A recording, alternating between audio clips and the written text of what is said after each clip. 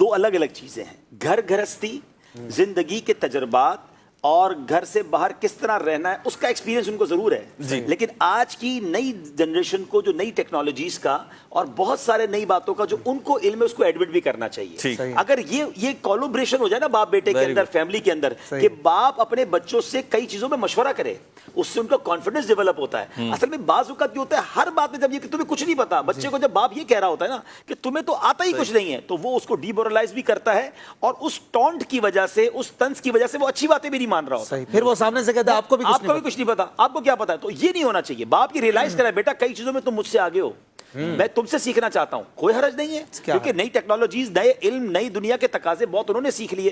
جب آپ کچھ باتیں ان کی سنیں گے نا گیو اینڈ ٹیک کے ساتھ, کانفیڈنس دیں گے, تو اب وہ بیٹا بھی آپ کی, بیٹا دیکھو تمہاری بات میں نے مانی نا, یہ بات مجھے نہیں آتی تھی, لیکن میرا تجربہ زندگی کا یہ کہتا ہے تم یہ کام کرو گے تو تم نقصان اٹھاؤ گے. تو ہم دونوں ایک دوسرے کے تجربے سے فائدہ اٹھاتے ہیں. اشفاق بھائی, اس سے اتنا اچھا گھر کا ماحول بن جاتا ہے کہ والد بچوں کا انسپیکٹر بننے کے بجائے دوست بن جائے, ماں اپنی بچی پر صرف قانون نافذ کرنے والا ادارہ بننے کی بجائے اس کی سہیلی بن جائے. بلکہ میں نے ایک بہت پیاری کتاب میں بات پڑھی کہ آپ دوست بن جائیں اس سے پہلے کہ بچوں کے برے دوست بن جائیں. صحیح, کیونکہ بہت ساری باتیں بچوں سے آپ نہیں کرتے, اس بارے میں کہ یار شرم آتی ہے یا بچے اور میرے میں بریک گیپ ہونا چاہیے, مگر جو باتیں آپ کو کرنی چاہیے تھی پھر باہر سے وہ سیکھ کے آ رہا ہے اور غلط سیکھ کے آ رہا ہے. آپ اتنے فرینڈلی ہو جائیں اپنے بچوں سے کہ آپ کا بیٹا آپ سے دوست کی طرح بات کر لے, تو وہ اپنے راز بھی بتا دے گا, اپنے پرابلمز بھی بتا دے گا. کئی پرابلمز وہ باہر دوستوں سے اسٹریٹ پہ شیئر کرتا ہے جس کا اسے غلط, غیر شرعی اور غیر اخلاقی جواب مل رہا ہوتا ہے. الحمدللہ میں نے آپ کی اور آپ کے فادر کی بھی میں نے کیمسٹری دیکھی ہے.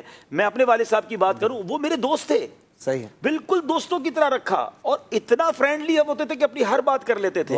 تو اس کی وجہ سے جو کانفیڈنس لیول ہے نا وہ بہت اوپر چلا جاتا ہے. تو ہمیں اپنے بچوں کے ساتھ بھی یہ معاملہ, لیکن ایک ایج, سرٹین ایج کے بعد یہ آ جاتا ہے, چھوٹی ایج میں ہے, ابھی بچہ 8 سال کا ہے, 12 سال کا ہے, اور والد 42, 45, اتنی ایج گیپ کے باوجود یہ چیز ہو سکتی ہے. کر سکتے ہیں. دیکھیں آپ کو اپنے کیلیبر آف ڈسکشن کو نیچے لانا پڑے گا. آپ 40 سال کے ہو کر کے میرا بچہ کیوں نہیں سمجھ رہا, وہ ہے ہی 8 سال کا.